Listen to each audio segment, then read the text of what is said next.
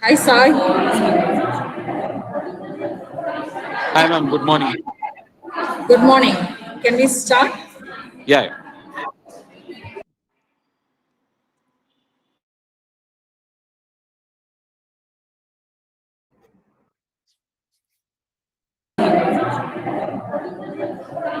Hi, ma'am. Good morning.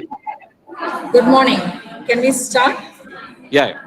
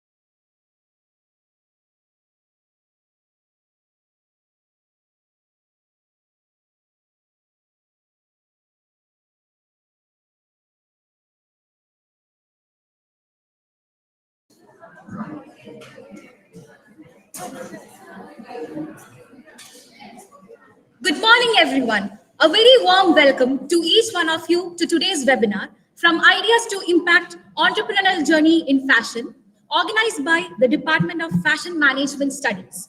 I, Grace Francis, alongside Miriam Tom, will be your host and moderator for today's session, guiding you through this exciting journey of ideas, innovation, and impact.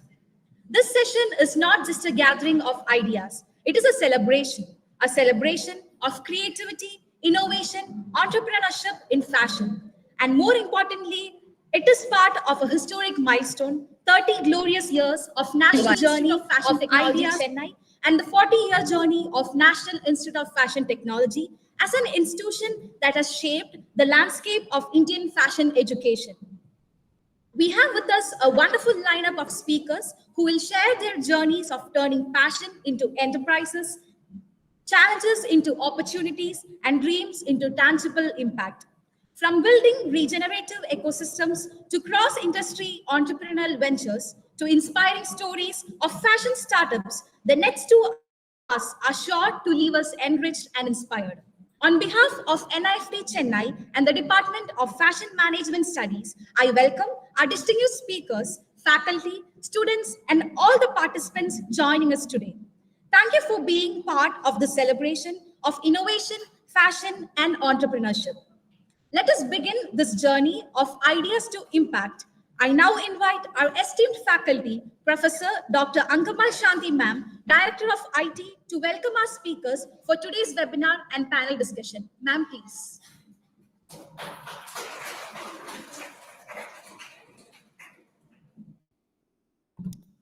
Okay. Let me welcome the alumni. Can I see the alumni? Okay, fine. Welcome to the Almata. Okay. And we Thank you, look ma'am. forward to seeing to you that you're going to, I won't talk much. I will just tell you short and snappy.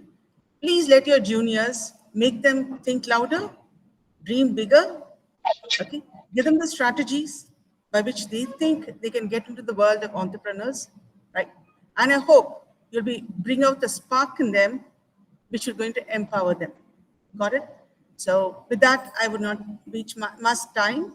So go ahead. Today's day is yours. Thank you. Thank you, ma'am. Thank you, ma'am, for the warm welcome. I now invite our first speaker for the day, Mr. Ravichander KP. Mr. Ravichander KP, a textile technologist and fashion management postgraduate of NIFT Chennai from the batch of 2009-11, brings over a decade of corporate and entrepreneurial expertise across textile, retail, and real estate. He now also pursues organic farming on a 30-acre land following Nammalvar and Subhash Palekar's natural farming methods. A passionate runner, he regularly participates in half marathons and is preparing for his first full marathon in 2026. I would now like to invite Mr. Ravichander to share with us about the revolutionary idea of turning waste into opportunity. Sir, please. Morning, everyone. Hope all are good. Yes, sir, you're on. Okay, let me begin my intro with what are the learnings what I've taken from NIFT. Then probably we'll continue on what I'm doing presently. So the main learning what I got from NIFT was exposure. So me predominantly from Coimbatore, haven't traveled much before joining NIFT. And the very first thing what I got from NIFT was exposure. Means there was a cultural exchanges, and in a batch of 30 only around 3 to 4 were South and rest all from North Indian friends. And initially right from they went to the campus from the security until the most of the staff and your canteen, everything was North. And I was wondering whether I'm in Chennai or in Delhi. So that was a cultural shock what I got when I got into NIFT. And it took me around a week or two for me to get settled in, build some good friendships, and the journey went on. So let me, okay, okay. Okay, so that kind of exposure and stepping out of the comfort zone, and it helped me very much in my business journey. One example was in the year 2019, where we are in the process of setting up our weaving business. We got an offer from a company in Colombia, a city called Medellin. Probably we should all heard of Pablo Escobar. It's his hometown, and it's his stuff. So hearing the very idea of traveling to Colombia, many warned me against it. But the deal was the price offered was quite wonderful that I took a leap of faith and traveled all the way to Medellin. And I took some 7-8 flights to reach the city. And the deal went through actually, the deal went through. And before traveling to Medellin, I do not know a single word in Spanish. And they do not know a single word in English all the way to Medellin.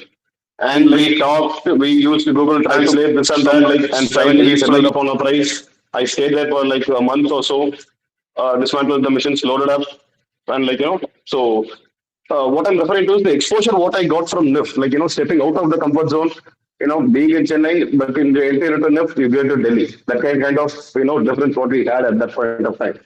So that kind of exposure and, stepping out of the comfort zones helped me really travel the world, like, meet new people, break the language barriers. Being in India, like, for us, you travel every 50, 100 kilometers, you get altogether different language, different food, different diversity.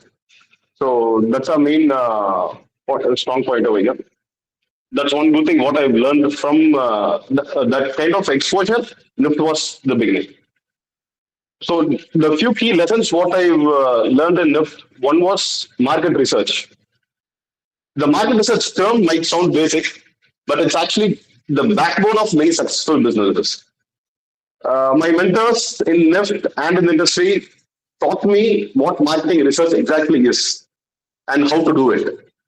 So that kind of marketing research helped me in, like, before starting any business, doing the market research is very important. And how to do it, in what way to do it, NIFT and my mentors taught me. So even right now, even currently, if we want to change one quality to another, we need to do a market research. Like, check for how demand it is, how to market your product, how to price your product, what your competitors are doing. So these all things comes under marketing research. This is one thing what we learned in NIFT and through the mentors. Another thing is statistics. We might think it may be boring, it might be junk of numbers. But in textiles, statistics, without statistics, quality control is nothing. Yarn, fabric, anything you say, if you go for QC, quality control, statistics play a major part of it. And if you do not know statistics, you cannot control the quality. Statistics, basics of statistics, I learned in NIFT. We had a subject, statistics. Sacharika ma'am took it, and it was like, useful until even now. And during our time, like, we had an opportunity to travel to US for an exchange program. So we did our third semester in NIFT, and I majored in entrepreneurship in NIFT. When I traveled to US, entrepreneurship was viewed much different than we see over here. Over there, during a stay of like 5-6 months, we just had like 2-3 subjects weekly to us. And for this entrepreneurship subject alone, to attend the weekly 2 hours class, we need to prepare for the complete week. Meaning, during the entrepreneurship class, like right from day 1 to the day end will be your business pitch to the investors. So from the day 1, you need to prepare your business plan to meet your investors. So that was the class actually. So right from day 1, we were preparing our business models, we are fine-tuning our numbers, and like, first selecting the product, what product we need to do business, so this kind of is going on. So each and every week, what we used to have was, we used to have one industry people in each and every class, majoring in different subjects. Say, for example, product selection, product design, finance, marketing, banking. So we used to have in every class. So during each class, what we do is, like, at the end of the class, we'll be able to have a discussion with the industry mentor, where we present our business idea and we get fine-tuned it. They give their suggestions and we fine-tune the business accordingly. So that was like, that 5 months was like a very great learning experience, and it was very good. So coming to what we do currently now. So we are majorly textile concern. We have our integrated sizing operations. We have our weaving unit, and we also have a garment waste to fiber manufacturing unit. So for that, this particular unit, we import the garment waste from Bangladesh, Cambodia, Vietnam, majorly from Bangladesh, but from Vietnam and Cambodia as well. So the thing is, what we do is, like, while making a garment, we have this cuts, which, like, after making marking and the cutting operation, we have this bits waste. So we collect those wastes from Bangladesh. We also collect from Tirupur. We are basically, I'm from Coimbatore, like roughly about like say 50 kilometers from Tirupur. We collect also from Tirupur, but the demand is so huge that, like, we need to import the waste. So we sort, after importing it, we sort it into color-wise, material-wise. Then we use a shredder to open it and make it into a fibers. From fibers, we sell directly fibers to the OE manufacturers, or we contract the OE manufacturing and we make OE yarns. One good part with this kind of process is that, it saves a lot of water because the cut fields we get are already colored. We segregate in blue, white, gray, red, whatever shades we get.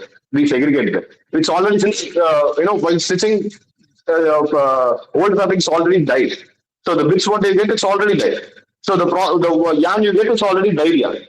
In this process, you get dyed yarn, which basically helps us in saving again a dye cost, water, energy. There are much more many savings in that. And the yarn what we make goes into majorly into foam textiles carpets, bed sheets, and your wall curtains, etc. Today we have we process only cotton waste.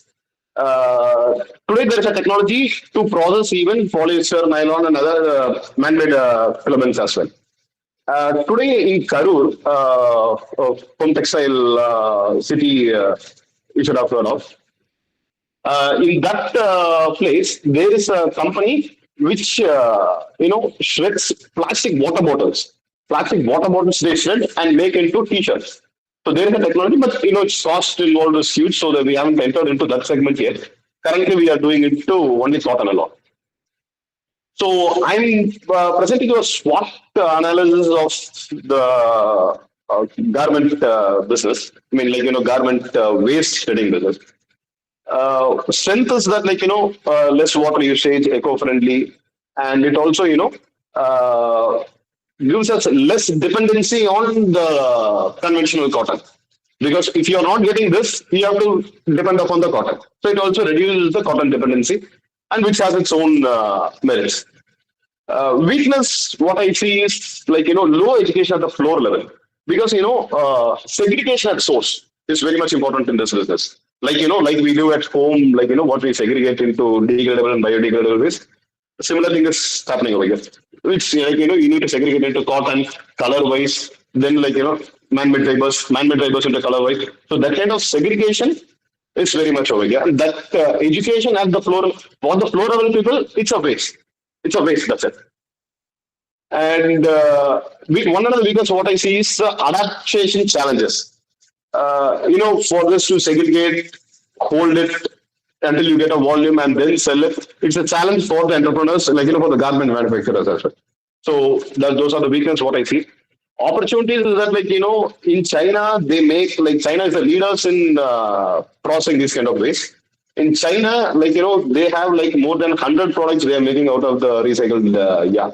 Whereas in India, we make roughly around 40 to 50 as for the knowledge I know. So opportunities are plenty. You can make any number of products from the recycled yarn. It's up to us, to explore the opportunities. Threat is that competition from the cheap polyester fabric. That is the threat what I see. And one other threat is what we are facing is from the government side, because from the customs, while we import, they treat it as a waste. Waste matlab, they mean we are importing garbage. That's not garbage actually. A waste is called a waste when it is being produced by an end consumer. What we throw away in the home, it's waste. But whereas this product, when cutting out of the garment, it's called as an industrial byproduct. So the government has to define terms like that, So we need to, so our clearing process gets easier. So now currently we're facing with the customs, at times we are getting duty issues, clearance issues while we get it imported over here. So these are the threats what we are currently facing. And we also into wall decor business, which is in our online app. For that, we import inks, wall sticker sheets, printing kits, everything we import from China. Design, printing, and retailing it, we do it over here in India. So these are the things we import. We export. We have a paper tube manufacturing unit, which is again all your carton boxes and leftover papers, certain papers are getting processed and given into a sheet. We turn those paper sheets into paper cubes. So those paper cubes, we just initially, like it is the first shipment last month, we may have sent it to South Africa. And we are getting very good inquiries currently from South Africa. And we face major, like many issues, like, while processing this order. And each and every step is a learning process. So we learn the hard way each and every step of the way. So that, like, our forthcoming orders, we could send in a smoother way. So I hope, like, this, I made a sense to thank what has given to me. So I give the floor to others. Thank you very much.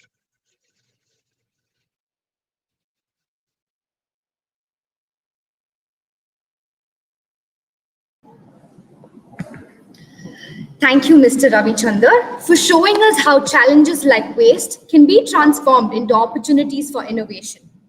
Our second speaker for today, Ms. Srividya, having passed out of NIFT Chennai, is a postgraduate from the MFM batch of 2011 to 13. Ms. Srividya is a fashion designer with over 20 years of experience. Known for her work across television, film, advertising, and couture. Founder of the label Tulip, she has designed for 1,500 plus TV episodes, 100 plus commercials, and a host of celebrities including Suhasini Maniratnam and Ramya Krishnan.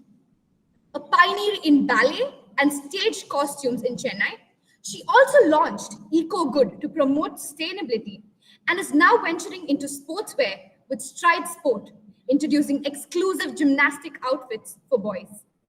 I now invite Ms. Vidya to share the Tulip design story, a designer boutique, which establishes her as a renowned entrepreneur.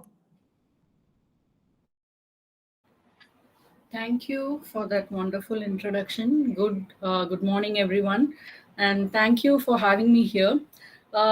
Tulip is 23 years old, and in this 23 years, Tulip has ensured that as an entrepreneur, my energy and excitement never dips. It's been more like a adventure ride with a lot of ups and downs.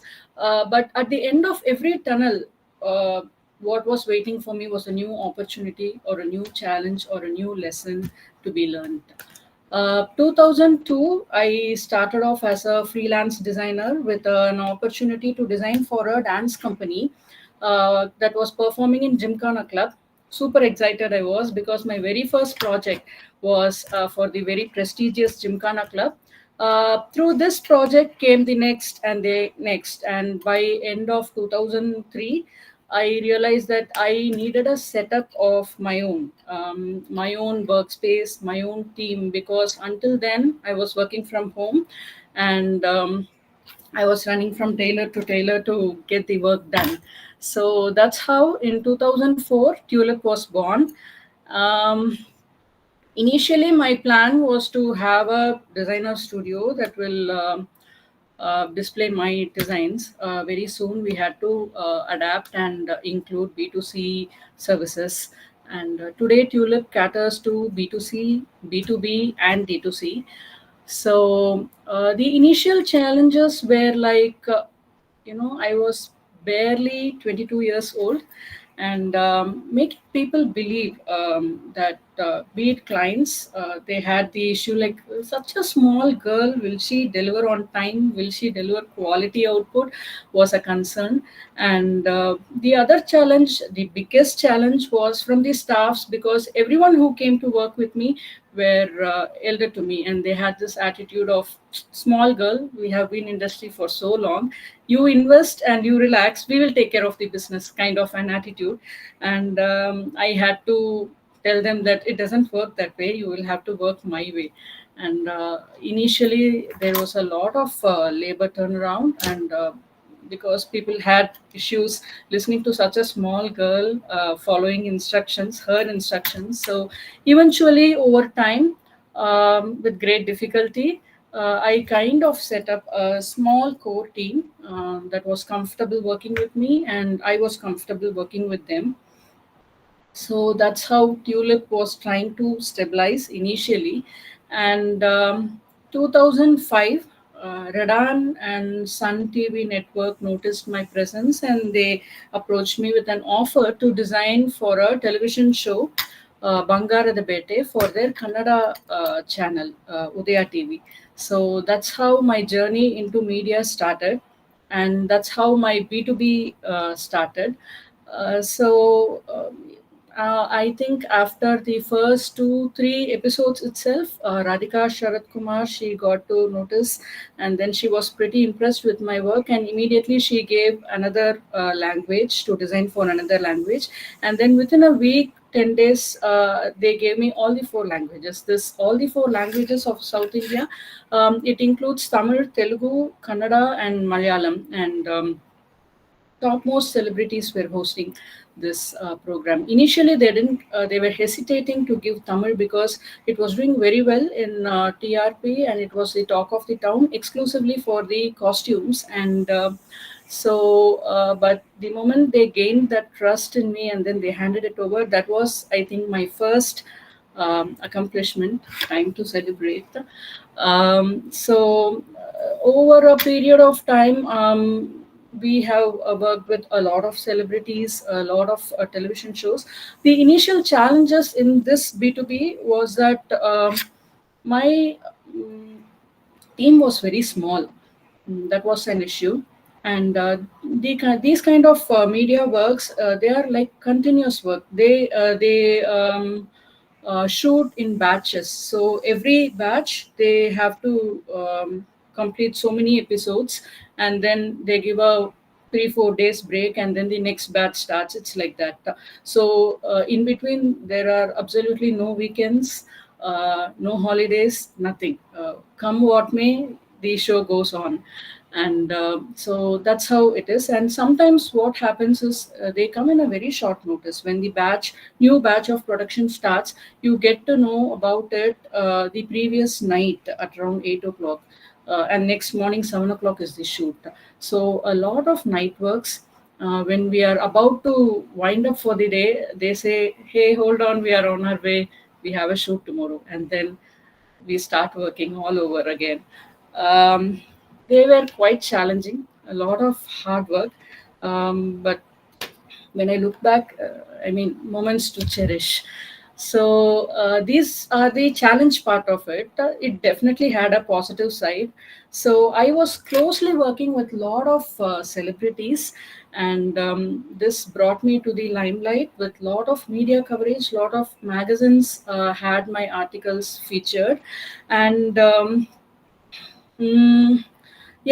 other channels, other production houses started approaching us, and we started doing ad films as well, and then the celebrities, their referrals, and we started working as a personal designer for the celebrities for whom I was working on screen. So these are the plus side of it, positive sides of it. So as she said in the introduction, we have done over 1,500 episodes. I have worked with almost all channels in South India, and that's how my B2B journey started. The next in the line was when I bumped into a school project. These school projects are very close to heart, because they are the cutest work you can ever get into. Especially because I was designing for tiny tots, kindergarten kids, 4 to 6 years old, and we were designing Halloween kind of costumes. We are the pioneers in making customized Halloween outfits, character costumes. So we have done all the characters from Finding Nemo film, and then we have done Power Rangers, Spider-Man, all that. And when these small tiny tots, they wear the outfit, and then suddenly they have this muscled biceps and six-pack, the spark in their eyes. Wow. So that's one reason why I still jump into such assignments. Through referral from one school to another and another, we have been designing for close to 10 schools so far, and it's growing. So apart from this, we designed for dance schools. So that's how we got into the ballet costumes, the cute, beautiful pancake skirts and leotards. So and we have also been working on ad films, schools, dance companies, whatever. And B2B doesn't end here. Recently, we started collaborating with emerging fashion brands and designers because when a new designer tries to launch her brand in the market, the biggest challenge is a proper production setup. So while a lot of the emerging designers, they don't really want to invest in having a setup of their own, yet they want a trustworthy partner in production. So that's where we fill the gap, and we work with a lot of designers, upcoming designers. This is about my B2B. And during pandemic, a lot of boutiques shut their doors to their own tailors. A lot of tailors were on road, struggling for survival. And every single day I used to get a call from a lot of tailors asking for help. That's when we thought it's high time we do something about it, wherein we were not able to do any kind of production. We were not able to open our units. So that's when we came up with the idea of something for the tailors to work from home. So that's how Eco Good was born. So we make these Gada Potli bags, um, and especially women tailors who are looking for flexible timing and who wants to work from home. We have tie up with such women tailors, and then this business is almost automated now. It takes care of itself. And as it was told in the introduction, our newest project is Stride Sports. So we design gymnastics leotards for exclusively for boys. Again, market gap there. So we are trying to fill it. So if you ask me, this is Tulip's journey in a nutshell. But it's not about what are the assignments you do, what are the projects you do. It's more about the journey. What you have been, your experiences, your encounters, your setbacks, your bounce backs, the politics you have to handle, the compromises. There's a lot more to a business behind the scene than what it is actually doing on screen. So I can keep going on and on that. 10 minutes is not sufficient. So in a nutshell, this is about Tulip. And what makes Tulip's journey special is that in this 23 years, our marketing promotional expenses has been zero. Yes, it's been zero. I have never invested in marketing and promotional expenses. It talks a lot about our dedication, our goodwill, credibility, and the value we try to deliver. So, beyond financial benefits, Tulip has ensured that I come up with my evolution. I have evolved into the best version of myself, and it continues to teach me a lot of lessons. It continues to help me become a better version of myself. So thank you for the opportunity. Thank you for listening all this while. That's about the. Thank you.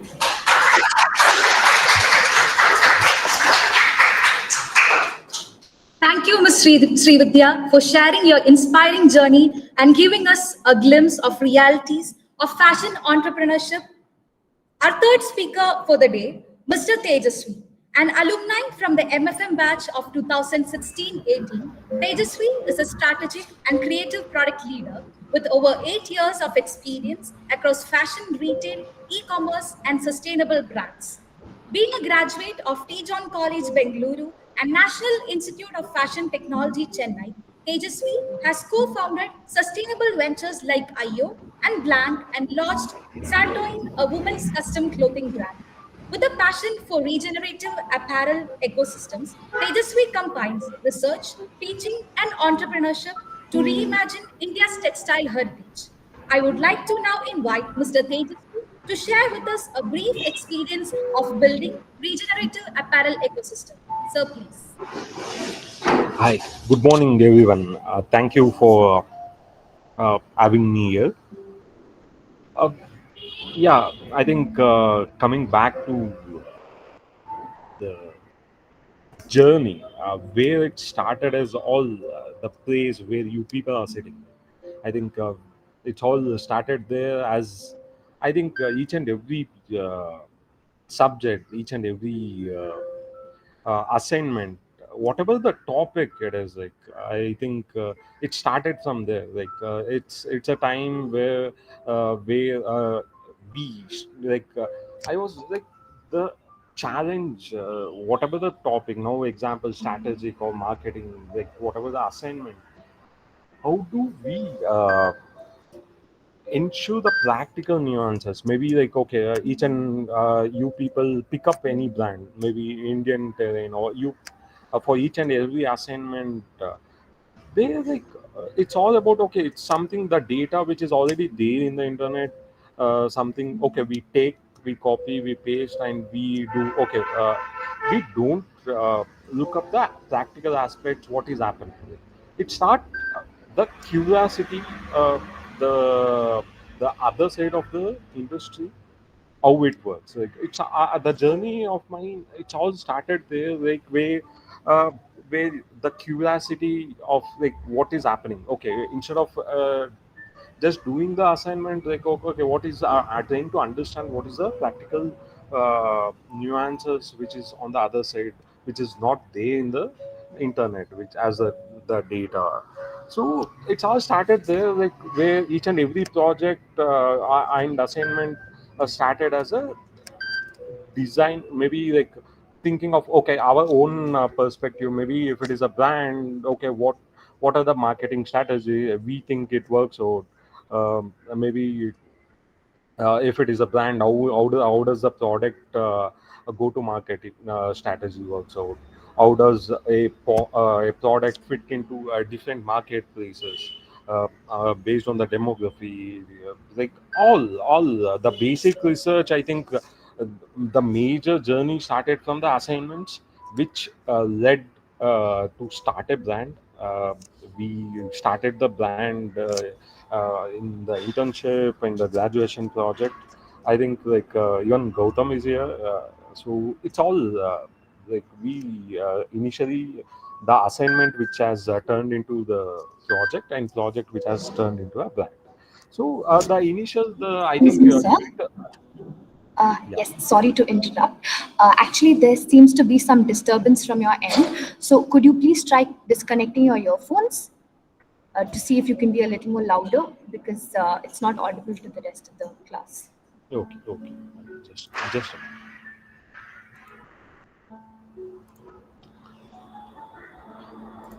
Is it audible now? Yes, sir, much better. Yeah. Thank you. Thank you. Sorry.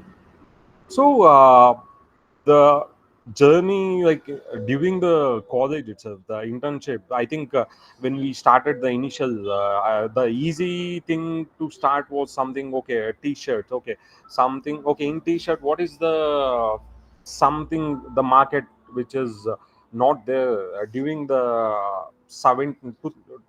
17 18, like that was something like we started working on the sustainable fashion that time. Even when we went for the internship, it was all new, even for the market. Tirupur, when we started going for the industries, when we started asking, our MOQs was very less. The major issue when you enter the practical world is something different from when you start dreaming. So when we enter the practical world, there are so many things like MOQs, the pricing, the practical feasibility, then the product cost, everything. So it's all during the internship. It's all I think we started the sustainable. Like what is the? Uh, is it audible? Yeah. Sorry. Yes, sir, it's audible. Yeah. So, if you could be a little more louder, it will be more audible. Yeah. One. Yeah, sorry. So initially started the sustainable option for the t-shirt, organic cotton. We started like working with the different vendors in the Tirupur. There, the major we got uh, didn't get any responses from major like initial 10 to 12 vendors. Then started approaching us mid-scale industries where we had build a rapport with the vendor, giving a trust to the vendor, and trying to get a MOQ that fits to our brand and our commercials. So then it started, and by the end of graduation, I think we launched the brand in the college. Within then we were not focusing on the commercial aspect. We were just working on the B2B orders. Then it's all started from the Chennai. Then we have built our manufacturing setup and the office. Then the major challenges again, coming to uh, the dream what each and everyone we have, to the practical feasibility, going to the industries, trying to get MOQs whatever you need, and trying to deal uh, the feasibility of commercial aspect, everything.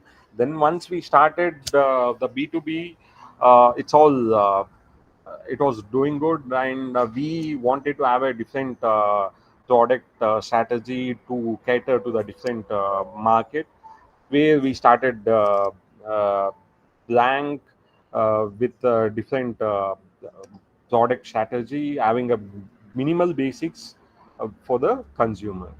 All then it's all started again. That was a it was a different venture, uh, which keep changing. It gets evolving as you work on the uh, work work each and every day. Like you understand the better of the product and the feasibility of the product. Based on that, you keep evolving the product. That is where, like, which was the initial the basic t-shirt to the entire category of the merchandise, then to the different segment altogether. So again, the Sartoin was again, it was a different concept where the major issue was inventory. The major industry issue what they are facing is the inventory inventory issues, and trying to have that inventory trying to reduce the burden. We started the on-demand production, and for the women's again, we don't have much customization option. So it's all started for the customization option. So Sartoin is all about the customized apparel, and the product what is produced is on demand. And we cater to right now, we are working with a different multi-brand outlet like Go Native, which is purely works on sustainable concept, which is across 5 stores in Bangalore, and one is in Chennai also. So we cater to that the multi-brand outlet, and we have regular regular customers. We cater to them for the personal customization. And the major, I think I would say, like, way the idea which kept evolving, it's all about the scope of the market, understanding the need of the market, and based on that, changing the product strategy. And again, the major one initially, I think we had our own product setup, manufacturing setup. But right now, we are working on a tailoring ecosystem. Like, basically, we don't have any in-house tailors. We have in-house cutting, in-house digitize, like pattern making, everything. So once this out does right now, the Sortain works is like, we have an ecosystem where we have collaborated with different tailors, who is even how they work they work in their houses. We just do the custom. Once we get an order, we get it digital customized pattern. Based on that, we do the cutting, and based on that, we developed a ecosystem where each and every person is individually skilled in particular product. Based on the skill, we assort the product, then we get it done. So initially, the setting up the tailor, it was a huge cost, right? Where as we kept doing the business, then you understand, like, how do we make it more sustainable? How do we make it more feasible without having more burden? At the same time, it should be a win-win situation for the tire ecosystem also, trying to get people who can work in their free time. They can also earn uh, for their day-to-day daily wages. At the same time, we as a brand can benefit uh, with a more sustainable way. This is all the journey which started as a initial t-shirt, and right now which has evolved into a on-demand production, and with a tire ecosystem.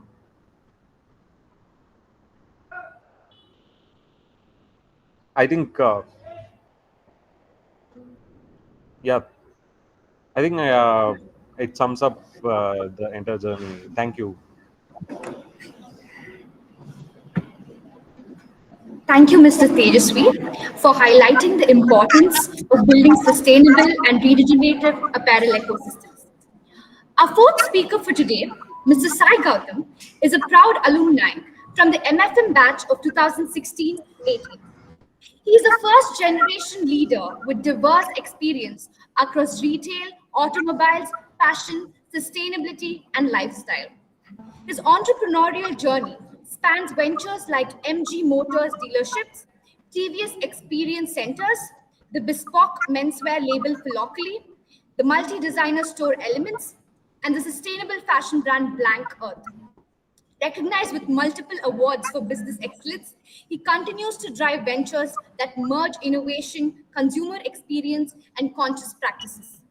We are delighted to welcome him today to share his insights in shifting gears, entrepreneurial ventures across industries. Sure. Thank you so much. And hello, everyone. I hope it's an exciting time for you all at NIF Chennai. So, NIF Chennai has always been like a home for us. And, like rightly Tej was mentioning, this is where we all started. This is where we all grew up. And this is where we have learned. I mean, the whole entrepreneurship project, which triggered into us, then we got into action through our internships and graduation projects. And that's how we started rolling. Cutting short of the whole intro, I mean, our presence in automobile spans from past 6.5 years when MG was launched in India. And me and Tej have been working on Blank since almost college days. And Philocally happened to us just right before COVID, which was 2020 February. It's a Philocally is a bespoke menswear brand. If you all have Instagram access, you could all check it on that. The brand currently spans 8 stores in India, in which we partnered with them for southern part of India, and I'm an investor also in the brand as well. And going forward in automobile diversifications, again took a leap, diversifying into two-wheeler industry along with TVS Motor Company, which is also a very world-renowned, reputed Indian brand, and which actually gave me a huge exposure about rural India, because the areas I operate with TVS are rural part of India. So, in nutshell, we handle across 12 locations, all put together, 12 retail outlets. We are a workforce of 500 people within the organization, directly on our payrolls. And it's been good 6-7 years journey, and God has been kind to us in a lot of ways, although the challenges were tough. Because when we started business, I mean, the whole topic of the topic which is chosen or given to me, shifting gears in entrepreneurial ventures. I mean, the very importance of diversification. I mean, we see a rapid change in policy making happening and a lot of changes in socio-economic conditions, in the business environments. A lot of things are happening. I mean, the lesson industry, the lesson I took out is from my experience of, because we started off early, post that COVID happened. Post COVID, the whole scenario changes. I mean, the whole way e-commerce used to function, the whole way D2C functions, the whole way retail business functions, the whole scenario changes. And say, for example, the recent GST cut, right? So we need to be adaptable. So being in multiple sector always has helped me balancing out in sectors.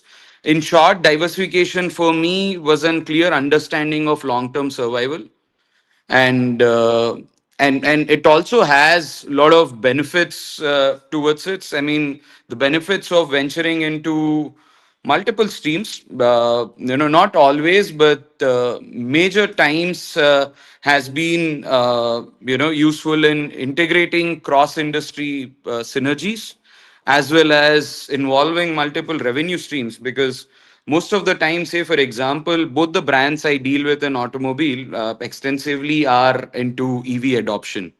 And EV as a segment or as a thing itself comes with a lot of inputs from government policies and state government policies. So you need to react accordingly.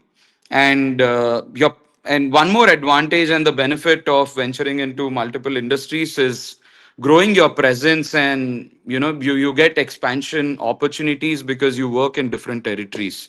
And offline is a great business, and people would never forget offline. Obviously, there is a huge growth in online as well, but both online plus offline, the delta has grown, but it's not that online has eaten up the whole share of offline.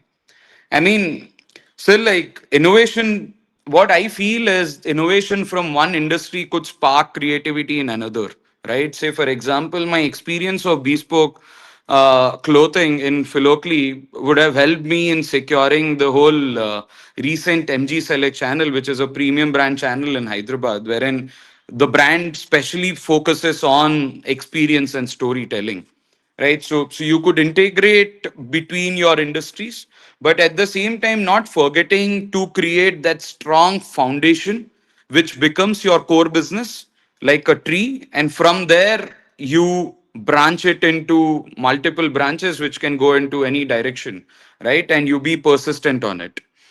And as I said, building a strong core, every business would need building strong, I mean, a serious foundation to be built on, like your SOPs or systems, which you would learn in all your curriculums. Example, running the 12 retail outlets in auto without having an SOP across different territories, without having an HR manual, without having a finance SOP, without having a customer service SOP, would make it really difficult. So you need to figure out before starting any business, building an SOP is really important. The moment you keep experiencing things, you can keep changing or updating or tweak here and there a little bit according to your customer needs and your team needs. But I mean, creativity without system also fails sometimes, right? So as a management, I mean, as a fashion management student, one thing what I learned over years is that we must balance design passion with business discipline. There are a lot of things which we don't look at as an important factor while building a business plan or while talking about an idea. But when it comes to execution and really implementing it in society and the whole business fraternity, there are a lot of things which you need to be updated on. I mean, one thing I would also want to, because all of you are into the fashion domain. So fashion today currently is not just about design. It's about the experience. It's about storytelling. It's about the sustainability. It's about the whole package what you give to the consumer or to any client of yours. Because currently they don't expect you to barter a product. They expect you to barter a service, a barter experience. And so NIFT has definitely, I mean, impacted a lot of, in a lot of situations wherein we all grew up, and where we still implement those kind of things. I mean, my core still remains retail, whether it be fashion, whether it be automobile, because retail and experience is what I have particularly understood well, observed well during my assignments in NIFT Chennai. And almost, it was very encouraging and engaging to have these assignments on a regular basis, because you see a lot of you see a lot of things, you come out of your comfort zone, you try to break things.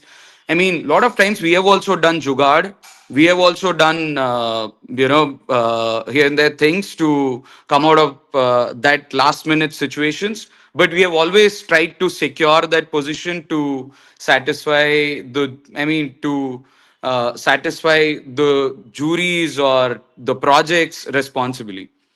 And all the best to all of you. And I mean, one thing what I would want to say, when you all are in that student space, don't hesitate to explore, don't hesitate to experience things, don't hesitate to question things. I mean, world is like a canvas for you. I mean, this is the core time. I mean, 10 more years where you could swim openly without any boundaries across. And that's it. Thank you so much.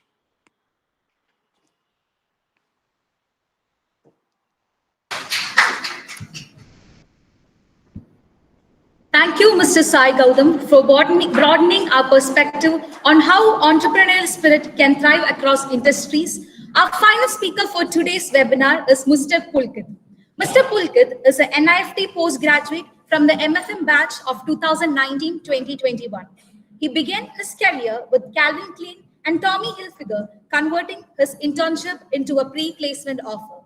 After gaining valuable corporate experience, he chose to follow his passion for creating and took the leap into entrepreneurship. Today, he shares his journey from the corporate world to building his own path. We now invite Mr. Pulkit to talk to us about his journey as an entrepreneur was from paychecks to profit. Sir, please. Good morning, everyone. First of all, I would like to thank Director Ma'am and the FMS faculty for having me here. It is always so good to be back to college. In fact, the last time I was here, it was to hire students for this company I was working with. And this time I am here, I am running my own company. I passed out of, as mentioned in my introduction, I passed out of NIFT in the year 2021, got offered a PPO by Calvin Klein and Tommy Hilfiger. 2 years back, I moved to my family business, which is TriSat Industries, which is a garment manufacturing company. It has been a journey, and I am here to share that journey with you and the experiences which came along the way. To make this process easy, I have broken it down into 3 questions, answers to which will help you get clarity about your future career aspirations, and also to understand the kind of mindset you need for a job or a business. The first question I want you to think about is why. Why do you want to work? What is the reason and what is that drives you? The first thing that pops in your mind is money, definitely. But once you go into your work, you understand there are few more aspects that you should look at. Do you want job security? Do you want a stable paycheck? Or do you want to work in a specific role and you don't want to risk it all on your account? For that, I think maybe job is the way to go. Trust me, I have had so much fun when I was working in corporate. I made so many contacts. I got to learn so much. and I got the opportunity to be in company of one of the most admired personalities in the industry. I had a ball. In business, on the other hand, it is not all fun. There will be times when you will be short on funds, and you'll feel really low. In those times, I think that there should be a reason greater than money to push you through that time. Now, that reason can be anything, for anyone to each their own, I feel. For me personally, what happened was that after a year and a half, my life really got monotonous in corporate. I felt that it was not very challenging for me. It was not very exciting for me. And I felt that my potential was not being fully explored. So one fine day, I put my papers down, took that leap of faith, and never looked back. The second question I want you to think about is what? What are you going to do? For that, I need you to realize what are you passionate about and what is that you're good at. When I went into corporate, I was good with numbers. I was good at number crunching. I was good at understanding the data. So I moved into merchandise planning. Now, if you are, say, good at product, you can be a buyer. If you are good at, say, designing, you can be a designer. If you are, say, you're good at PR, you can be into marketing. And if you're good at dealing with people, you can go into operations. These are few of the options which will be, offered to you once you graduate.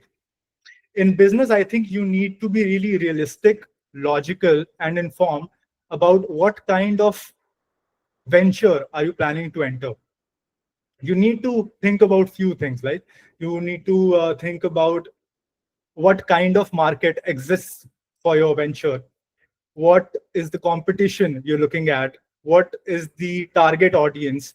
What are the kind of funds that you'll be requiring? And how are you going to get these funds? These are few of the questions that you need to think about before starting your own thing. Once your roadmap is ready, my suggestion would be to discuss the idea with your industry mentor. I remember when I was doing my graduation project, I discussed it with Sasi ma'am, and she was such a big help. Not only did I get some valuable insights, but also you'll get to know about the problems you might face once you start with it.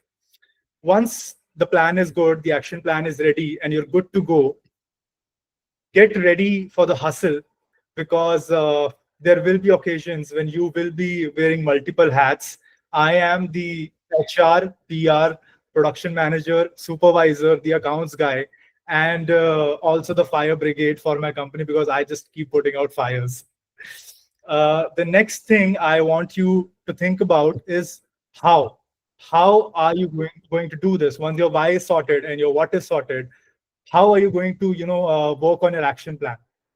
So I am going to share with you my journey when I started my business, and I have come up with a 3-step approach which will help you with any work that comes your way. The first thing is to learn. You need to learn everything that is related to your job or your business or your work, whatever. You need to go into the detail. You need to understand the product, the people, and the process. It is very important for you to work on the ground, to be on the shop floor, to be on the production floor. I remember when I was in Tommy Hilfiger, for the very first month, they had sent me on the floor to see what is going on, and I can't tell you how much I learned from that experience. I got to know when I went into the Tommy store in the mall and I stood there for the entire day, I got to learn that it is not at all easy to stand there the entire day greeting people with a smile on your face. I also got some really good insights about the business, like what is the products, the good products which are moving, what kind of audience, what kind of customers are we getting, and so many other insights like that. The second thing that you need to do is, once you learn everything, you need to identify the problem. what is the problem with your job, how to make it more efficient. So my biggest challenge when I entered the business was that garment manufacturing industry in itself is a very unorganized industry. So my first challenge was to make this unorganized company into an organized one. So the third step after this comes that once you learn, second is to identify the problem, and third is to solve it with whatever it takes. So once the problem was identified, the solution was that I did a couple of things. First one was, as Gautam sir mentioned, that you need to come up with new SOPs and new systems which will help you make the process more efficient. Your product quality will be better and it will provide a smoother flow to your business. The second thing which I did was, as Ravi sir mentioned, that you need to, the data is very important. So what I did was I digitalized the company. All the data which was available to me, I got it on the system, which helped me analyze the performance of the company, analyze my own production capacity, and also forecast my targets for next year. What kind of plan do I need? Once these two things were done, the third thing was to build a team of experienced people to help me with these two things, so that now I can move on to the innovation part. Now, innovation can be in products, innovation can be in system. Products, by products, I mean, what kind of new products are entering the market, what kind of new raw material, what kind of new fabrics are entering the market, and what kind of new trends are entering the market. In systems, I mean that what better example than AI? We at TriSite Industries are using AI right now for designing and for data analyzing. Now, this innovation is a constant process, but this is the thing which will make you stand out from the competition. 2 years back, when I joined my family business, it was degrowing by 20%. And I kid you not, right now, by using all these 3 steps, it is growing by 300%. The last thing I would leave you with is that this why, what, and how will always keep evolving, but knowing it better will help you make better decisions. Thank you. Thank you so much for having me.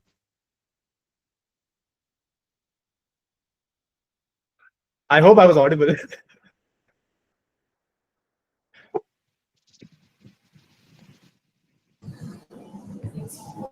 Thank you, Ravi sir. Yes, sir. Thank you, Mr. Pulkit, for motivating us with your insights on moving from paychecks to building profitable ventures.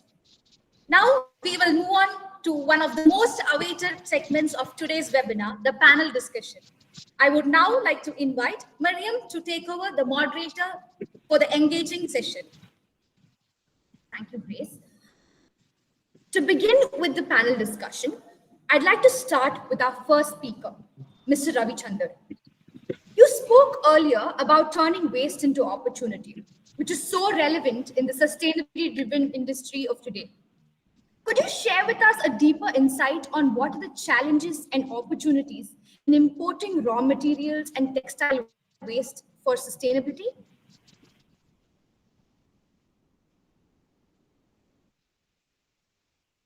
Thank you, everyone. It was very good learning experience for me from all other speakers as well. And to touch base on the question raised by the moderator, let me say how I manage different ventures successfully. Mainly it's by fostering right partnerships. So most of the time businesses are under partnerships with friends, different players, etc. And I meet with the partners on a regular basis, say every business I go on weekly, we have a meeting where we discuss what happened last week, what's supposed to happen next week. So we discuss operations, strategies, and rightly said, the systems we are setting, that is very much important. And it's also much more important, what is that? to monitor the systems that we have set in place. So we can create SOPs, we can create systems, all that. But as an entrepreneur, we should make sure that the SOPs and the systems what we set are working correctly. So that monitoring we should do. So that's what we do in our weekly meetings. And having partners, yes, we have many differences and disagreements over various issues, but we sit and we talk a lot to find a common ground. So that's the secret of our, success all these years in the partnership businesses. Above all, financial discipline and trust is key to any successful business partnership. So financial discipline and the trust on your partner. The trust on your partner is very much important. And despite all these things, we have lost some as well. Like, it's not only we have made profits in each and every business. We have made our share of losses as well. And change is only constant. If you stop changing, you start dying. So, for an example, in our wall stickers business, which we were retailing predominantly on Amazon and in Flipkart, we started somewhere roughly around 2014-15, and our numbers were growing year on year, and it was skyrocketing. We were very happy, profits are good. We were blindly ramping up our production, investing on infrastructure, we were going blindly. Then COVID came. After COVID, the business scenario entirely changed. Like, our business dropped skyrocketingly, we went into losses, and we do not have any picture in mind, on other verticals. Just like, some 2 years back, we started, exploring other opportunities and ball diverse. But we already took a hit. Since, we haven't, enforced our thoughts ahead, we already took a hit. And diversification, like Gautam said, diversification is key to long-term sustainability. Diversification also helps us, in juggling funds, wherever required. In which business vertical we require funds, and where there's a surplus, we juggle funds, again in a most disciplined way. And agriculture happened to me about 2.5 years back.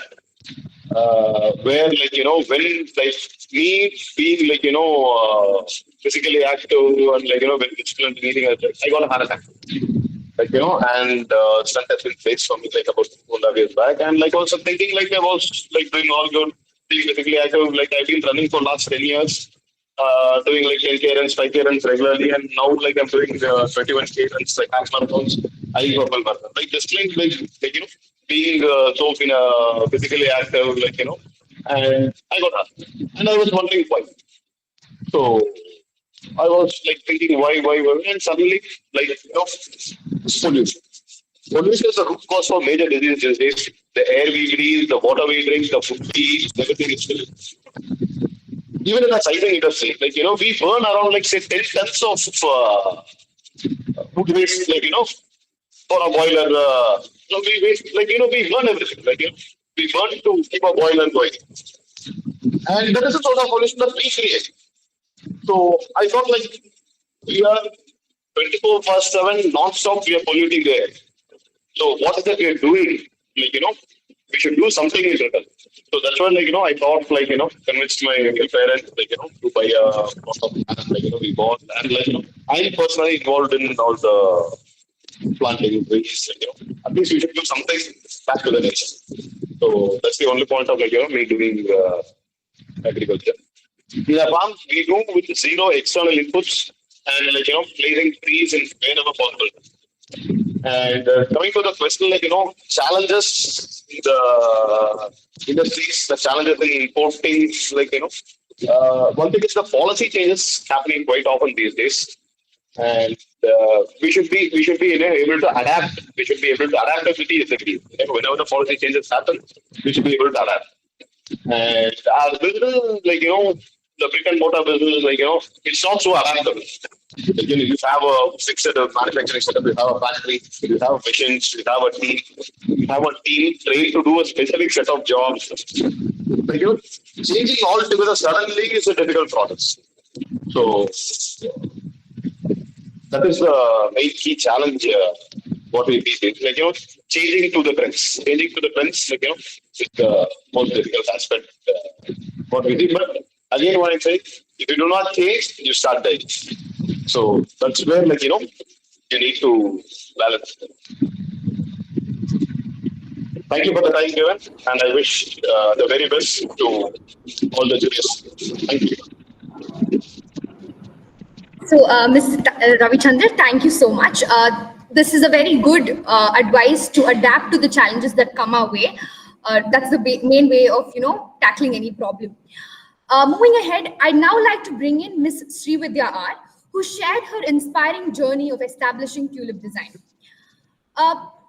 Ma'am, your story reflects truly the courage and creativity required in fashion entrepreneurship. So as an entrepreneur spanning couture, TV, sportswear, and sustainability, how do you identify opportunities and scale diverse ventures while staying true to your creative passion? Yeah, thank you for the question. So I will bring up points from all other speakers. Gautam was talking about long-term survival, right? So at the end of the day, it all boils down to that. With what mindset you start your business? If your mindset is like, okay, let me test waters, let's see how it goes, then when some challenge comes, you are going to say, okay, this is not my cup of tea, shut down. But when you start with thinking, okay, I started off with considering Tulip as my brainchild. This is my brainchild, this is my baby. Come what may, never say die.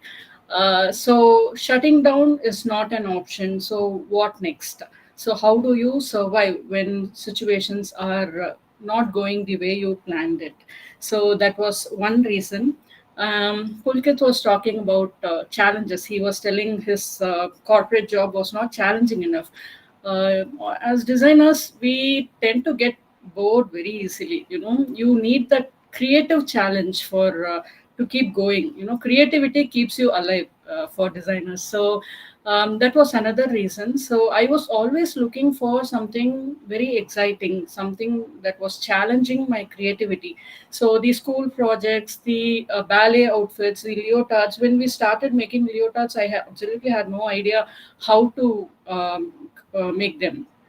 So it was a lot of learning was involved.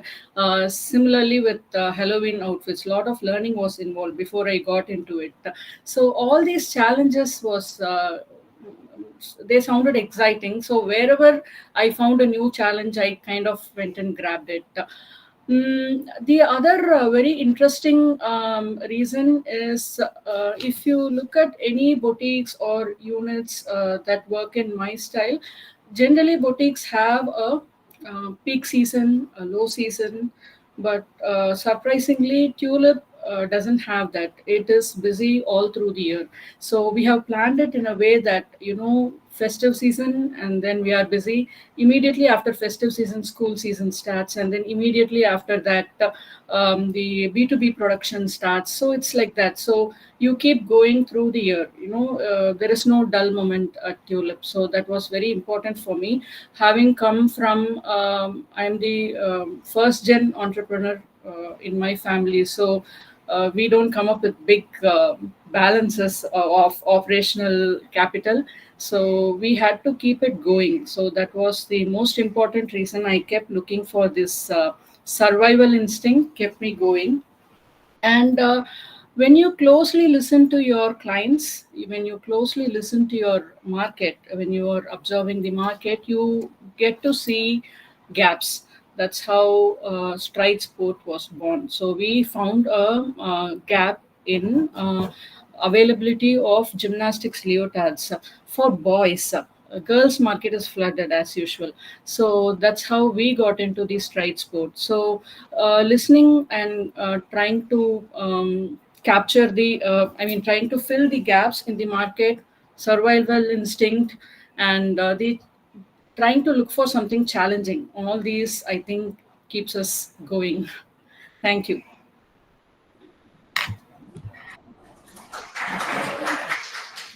Thank you, Ms. Srividya, for emphasizing on the importance of your mindset and excitement towards creativity and how to stay up to date to achieve your goals. Next, let us hear from Mr. Tejaswi, who spoke about creating regenerative apparel ecosystems, an area that has become increasingly vital in today's world. Sir, what are the biggest challenges in building a sustainable fashion business, and what advice would you give to the young entrepreneurs who are looking to balance commercial success with environment responsibility? Yeah, I think the major challenge where it starts from like the raw materials, sourcing of raw materials. Like when we have any idea of the product, the first what we look at is what is the option available in the market. But when we talk about the sustainable regenerative textiles, again, for the bigger players, it's easy for to access the market, which is on a higher side. But for a small player, it's very difficult to meet the MOQs. That is something very the major part. I think having a mutual connect with the vendors. I'm trying to uh, try out as much as vendor uh, to get uh, each and every communication and to make it more whatever the MOQs like some what happens in the industry is like whenever there is any in the textile especially when there is an order of 10,000 meters of or 10,000 meters of bamboo orders, they won't do exactly 10,000 meters. They do excess of 5 to 10%. So when you have that mutual connection with the vendors, I'm trying to make them understand the backstory of where you come from, what you want to do. At times, like most of the times it doesn't happen, but at times when when vendors understands your requirement, they try to give that excess whatever the 200 300 meters or 500 meters, which can be your good go to like for your brand to have the products with the same quality of the market, which even the international brands are doing it. That is the sourcing part where uh, having the mutual connection with the vendor and the communication with the vendor and the backstory of why you are doing this, why you need this fabric will help you out. And I would say the second, each and every individual, they have something like creative satisfaction and they get the financial satisfaction in business.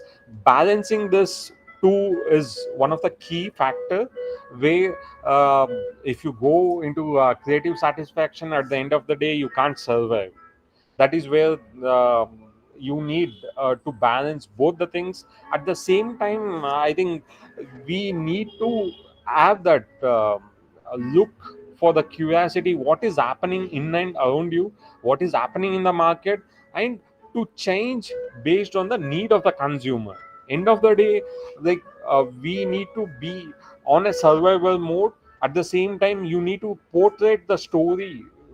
Product and the story is the key of any of the business, where what is a product and how good the product it is and how good the story you tell about what the to the consumer. This will break the mindset of the consumer as getting evolved. The scope of the sustainable fashion is getting changed. Initially the people who are looking into the cost, now they started looking into the label, what it is made up of, what is the who has created it. There are so many brands which is helping out. Example, Textile Genesis. There is a where the entire supply chain from the fiber, even where you can trace each and every process. So using this the opportunity right now, uh, the consumer who is ready to pay the cost of the product, if the product is more sustainable, more the product is better quality, the longevity of the product, then it's time to evolve based on the consumer needs and trying to get a better product So we have lesser wastage. And trying to change the entire system right now is on demand, which is like making on made to the production process, trying to have that on demand process when you are in a smaller when you want to build a small brand will help you out in more better way. And the last thing is like where you the product story and the brand story reaching to the customer is all about it. Now the social media is getting so much engaged with the consumer. So having that interact with the consumer and having the better way the storytelling of the product and the brand will get a better place for you to be in the market. Thank you, Mr. Tejaswi, for highlighting on how to balance between sustainability and business growth and the significance of connecting in the right manner with vendors. Now, I'd like to invite Mr. Sai Gautam, whose journey across industries shows how entrepreneurship is not limited to one field alone. Sir, how does Unity Group balance its core retail businesses while exploring investments in emerging industries? Yeah. So, I mean, as I mentioned, in the brief talk earlier also, so our core retail business is the backbone. I mean, it ensures stability, the recurring revenue, and the strong cash flows. Along with that, we have learned and built a lot of robust systems and SOPs, and we have adapted a lot of softwares, plugins, wherein we could leverage the business in much more efficient way on a day-to-day basis. And then comes the stability from all of this, which gives us a bandwidth to explore newer ventures. Once your strong foundation is set, then you get certain bandwidth wherein you could explore newer ventures. And I mean, the whole core idea of our group also, I mean, when I talk to my team also, been very clear, and this is something which I've learned over the years in business from my mistakes or certain deliberate things, is that there are 5 key principles which are like 5 fingers of your business. A is your employees. B is your customers or clients. How if it's a B2B, then it's your clients. If it's a B2C, then it's your customers. But it's somebody who's going to buy from you. Third is the bankers, right? Because banking is a very strong. It's like a spine of your business sometimes. Fourth is your principal and associates. I mean, the associates you work along with who help your business directly and indirectly, or the principals you work with. Fifth is the government, because without paying any of the government compliances, without accounting yourselves to government with compliances, if it's factory, it can be pollution certificates, it can be the GST compliances, it can be the indirect taxes compliances, it can be ESI, PF. There are a lot of compliances. So, I mean, just to repeat again, these 5 fingers are very essential for business. A is your employees, customers, bankers, principals or associates. Fifth is government. Yeah. So that has always remained a core thing in us, so that, which on that foundation is what we have built all of this today. Yeah. Thank you, Mr. Sai Gautam, for broadening our perspective on transferable entrepreneurial skills and the 5 key principles to abide while going about business. Finally, we turn to Mr. Pulkit Vasudeva, who took us through his journey of moving from paychecks to profits. Mr. Pulkit, I would like to ask you a very significant question in all our minds, which resonate with your story. When did you feel it was the right time to shift from your job?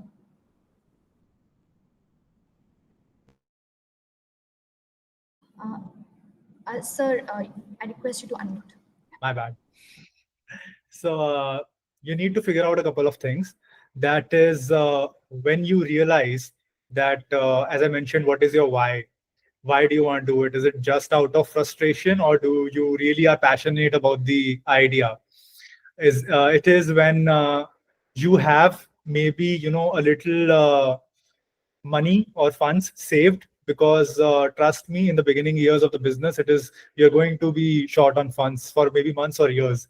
So when you have that backup, maybe, or and I think the third thing is maybe when you have the right set of experience and skills.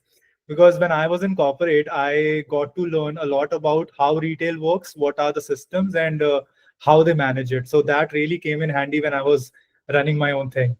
And the fourth thing is when you have the conviction to go with it and back yourself. The time to answer the question that when is the right time, I feel when your fear of getting stuck overcomes your fear of taking a leap. I think that is the time to make a move.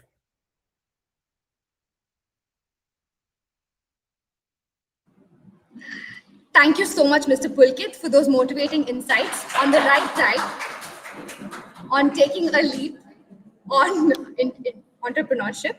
Like, getting rid of your fear is definitely the first step. So thank you to all our speakers and participants for such an engaging and insightful discussion. I now open the floor for questions from the audience. If anyone here would like to ask a question, please feel free to do so. And for those joining us on live, you may post your questions on the chat box, which we will read out. So,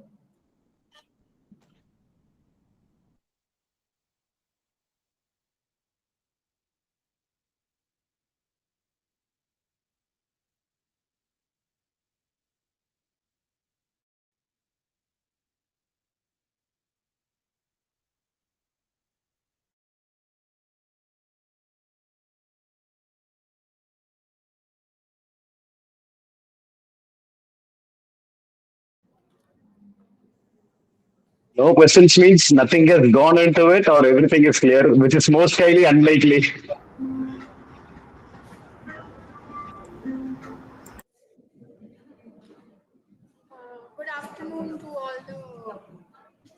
Good afternoon to all the panelists. First of all, I would like to thank you all for such an engaging and informative session. Now, I will be directing my question to Mr. Ravichander.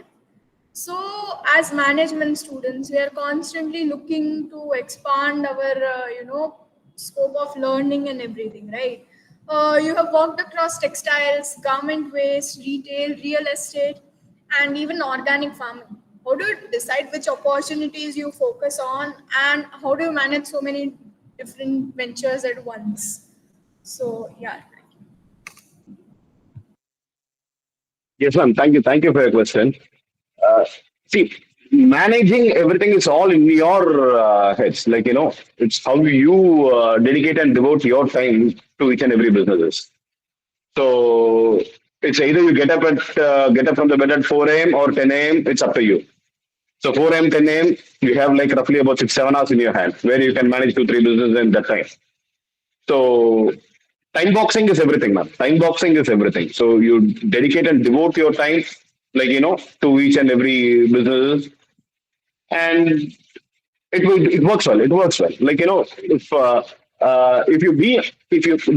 first thing is you have to be on time for each and everything.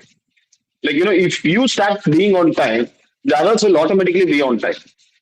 So, that saves a lot of time for everyone. Like, roughly, I suppose, like, there are, suppose, say, like 50 members in this meeting. And they say, if I am late by 5 minutes, it's not 5 minutes wasted. It's 5 into 15 minutes that is the time wasted. So, I look at the time accordingly. So, like, time is everything. So, you have to manage time, which is in your hands. So, there's 24 hours for each and every one of us. So, how do we manage it? It's in our hands. So, time box it, you can do each and everything. Thank you. Thank you so much for the response.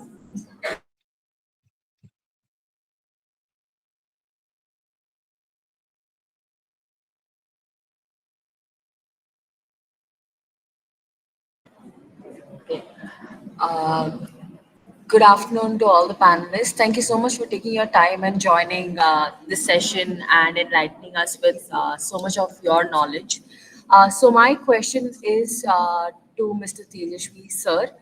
So you worked on sustainable fashion, circular design while consulting for so many brands.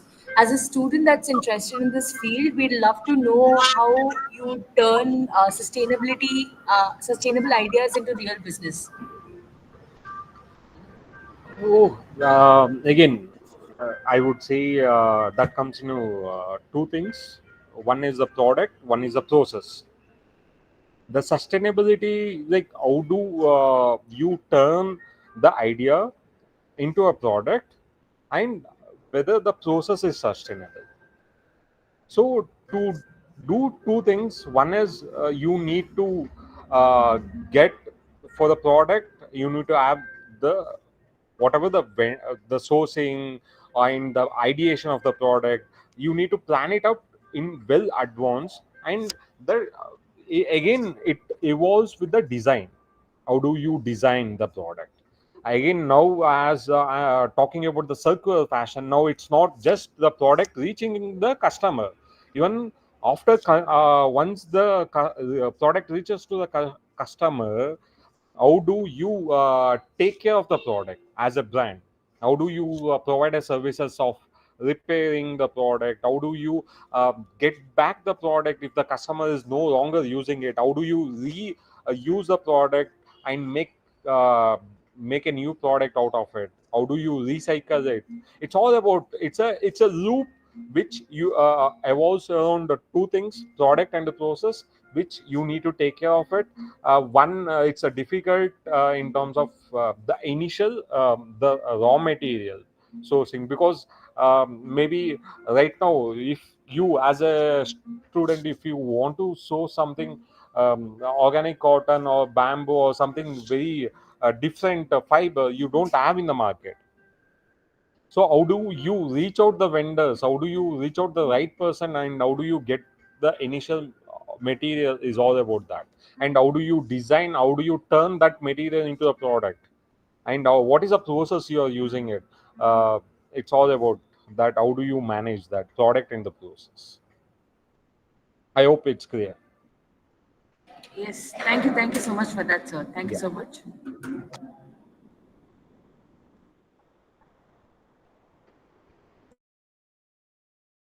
So, good afternoon to everyone. Am I audible? Yeah. So, my question is to Miss Srividya, ma'am. So, ma'am, you had already started your brand before joining the NIFT. So, how your journey from NIFT has enhanced your value, that the way you approach towards your brand and the design?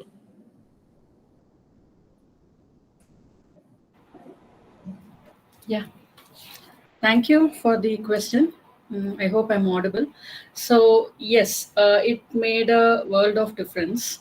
So before I had to take a pause to join the NIFT because it was a full-time course, and it helped me. I mean, that was the first time I took break from my business. In that 6 years, or I had never taken a break in my business. So every single day my unit works, I would show up, because I was managing the whole thing. And the NIFT gave me some time, some space for myself to reflect and see if I'm actually in the right path. Is it really helping me out? And I realized that this was more like a treadmill run. Yeah, my profile was getting built. Today, I proudly say, oh, I did 1,500 plus episodes. I did so many ad films. I worked for so many celebrities. But I was not sure if I was actually moving ahead. NIFT gave me an opportunity to think about it. And the moment I came out of NIFT, the first thing I did was I put a system in place to help my business run without me, so that I can spend that time thinking about other things, the future plan, what next. That's how. So until the day before I came to NIFT, it was only this B2C and then the media work that was going on and on and on. And only after NIFT, I even started getting into the other projects. And today we are working on Stride Sports. It's a completely different segment altogether. That's one thing. Second thing is looking ahead in time. Fashion calendars, we all have been studying it. So I never got an opportunity or time to look ahead in time. So this year, what am I going to do in business? I never had that time. So I just kept going. These days the business coaches call it firefighting on an everyday basis. That's what was happening with me.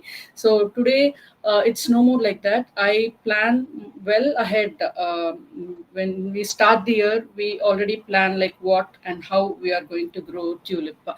And the best part is today I'm getting into knitwear, but I have all these years worked with woven fabric. And the mentors from NIFT, your faculties, your network is always intact. The moment you come out of NIFT, it's always there for you. Everybody is just a call away. I have a lot of times I have called Sashi ma'am for advice, and then I have called when I got into the knitwear, I called Sridhar sir for some advice, and then all these people are readily available to help you out. That's the best asset you have earned out of NIFT, if you ask me. And somehow NIFT is considered as the authority in fashion industry. You agree to it or not? So until you come, people get to know that you are from NIFT. They have 1,000 questions. Are you sure? Are you sure this is the trend? Are you sure this is going to work? Kind of questions. The moment they know you are from NIFT, all these questions vanish. They know that you are the authority. You come from the authority institute, and you know everything. That's the attitude the industry has. So you can encash on it if you are from NIFT. So that's about it. Yes, NIFT has made a world of difference for me, and I thank NIFT for that in this opportunity. Thank you. Thank you, ma'am.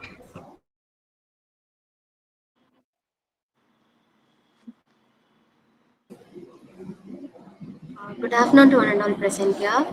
And my question is to Mr. Pulkit, sir. How different is to create for your own brand and for the other brands? Okay, so as you mentioned, yes, we do, manufacture for our own brand and for corporate. The major difference, which I feel, is that I'll be seeing a lot of you in the corporate, by the way. I know that. What happens is that when you go into corporate, so corporate functions in different MRPs across categories. Say, for example, you are making a product of some 299 MRP and a product of 499 MRP. What happens is that they have set particular architectures and designs for those products. But now I'm able to see everyone. Yeah. So what happens is that for every slab there is, for each category, for each product, you have a fixed architecture that this is going to be the certain design for this particular. So there is not a lot of wiggle room for the creativity. You can't be creative with your product or what you're manufacturing for them. For your own brand, you have the freedom. Like you really enjoy yourself when you're making something for your own brand, because you get to set the margins, you get to set the the MRPs, and you get to set how the product will be. So there's a lot of fun and creativity when you're making your own thing. So that is the major difference I feel when you're making it for someone else and when you're making it for your own brand. Thank you, sir. My pleasure. Good afternoon, everyone. Thank you for making the session insightful and captivating for the entire batch, 2 batches together. My question is for Sai Gautam sir. The question is, you are a first generation entrepreneur, right? So as a first generation entrepreneur, by now we know that Unity Group is putting getting involved in automobiles, fashion, retail. So like, how do you figure out and spot which industry to get into? How do you figure out that? Yeah. So, I mean, being a first generation, means that I didn't inherit ready-made answers, right? So, as I said, I had to learn it by myself by experimenting and observing certain shifts in the market and applying them locally, wherever I was able to apply it across my domain or across my businesses. And when we talk about certain emerging opportunities, what I look at, see, I've been a big time retail fanatic, and off lately, I'm trying to look out at something from apart from retail as well. So one of the key things what I look out is the macro trends. I mean, say for example, uh, I've been evaluating a drone tech company and an EV taxi company. So I've been trying to understand the whole adoption and the demand for that particular product. And first is macros and the requirement of that particular scenario, right? Second is personal curiosity and passion for me. I mean, if I'm getting into it, I should be passionate about it. I should myself become a customer for itself, and I should own it. And if I'm doing all of that, that's when I understand the consumer perspective from the other side of the table. And third important point is what I look out in any emerging opportunity is scalability and differentiation. I mean, how long and what kind of a growth perspective will it have? Definitely, every business will have a different growth perspective. Probably automobile, clothing, don't think things would have been, so the growth tangent itself would be very different. But not always, you could assess it in a similar way, but you need to have your clear cut criteria or agenda before you jump into things, because that's when you'd be able to position yourself into that business. I hope that this answers. So just to summarize, one is to understanding macro trends, second is personal curiosity and passion, third is scalability and differentiation or your involvement in that. Correct, sir. Noted. With that, we come to an end of the panel discussion. Thank you to all the speakers and participants for such an engaging and insightful discussion. From sustainability to cross-industry ventures and from starting up and scaling, today's session has given us valuable takeaways on what it truly means to go from ideas to impact. To formally conclude today's webinar, I would now like to invite Dr. Shashireka Ma'am, CC of the Department of FMS, to deliver the word of thanks.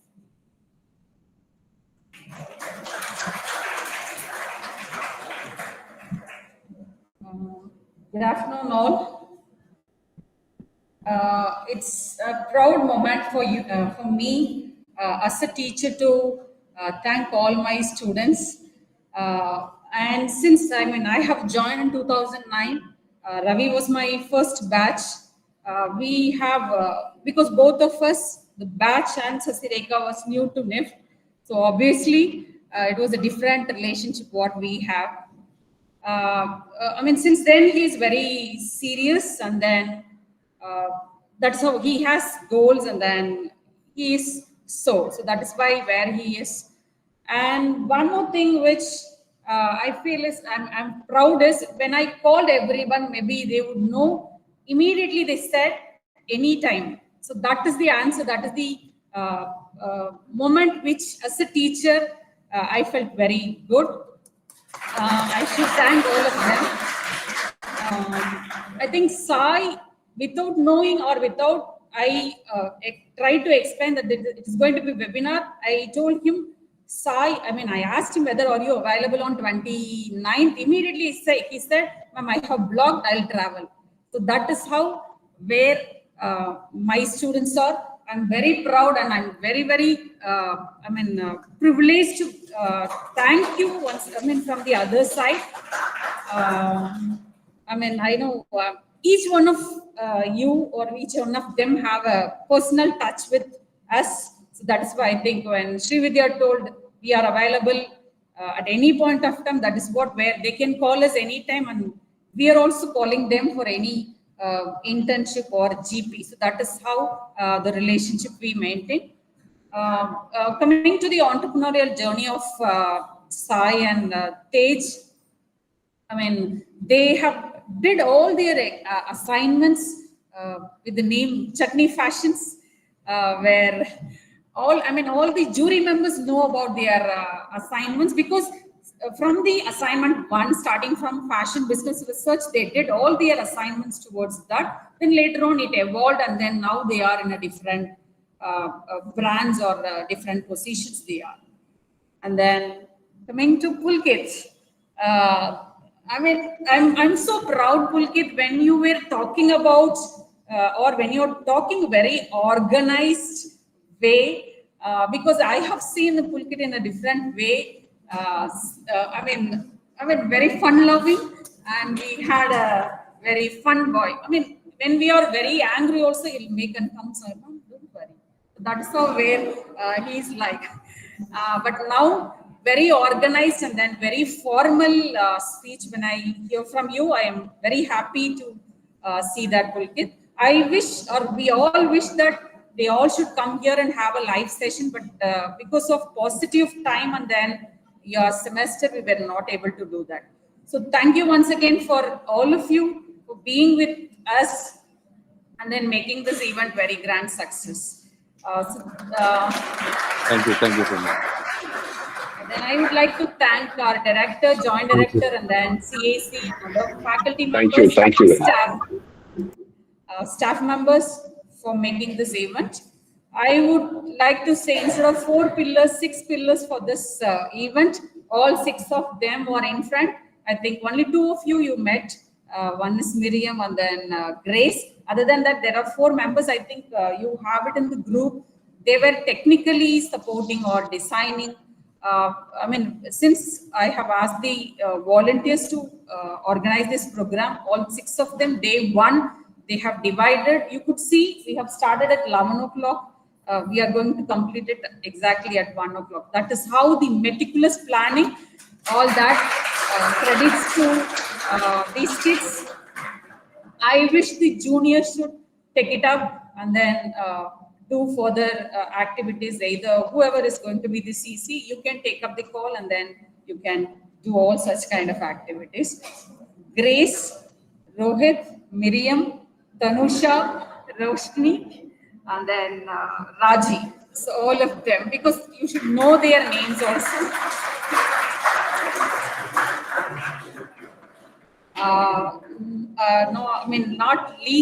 Last, the audience for your support and then listening attentively, those who have listened attentively. There are so many takeaways where they were talking about their journey when they are. It is very challenging. It is not within a day they became entrepreneurs. Their focus, their vision, mission, all that together, along with NIF's contribution, they are here. You should also carry all those messages from them. Probably within a day, within a year or 2, you will be speaking like this through our webinar, some other group of people, a new set of people. So that is what, as a teacher, I wish you to be there. Thank you so much for being with us. Thank you all.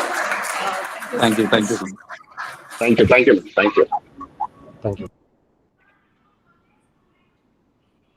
Thank you, Dr. Shashrekha ma'am, for those kind and thoughtful words. With that, we officially bring today's webinar to a close. On behalf of NIFT Chennai and the Department of Fashion Management Studies, we extend a heartfelt gratitude to our speakers, faculty, students, and everyone who joined us here and through YouTube Live. Thank you all once again, and we look forward to seeing you in our future sessions. Have a wonderful evening ahead. Thank you.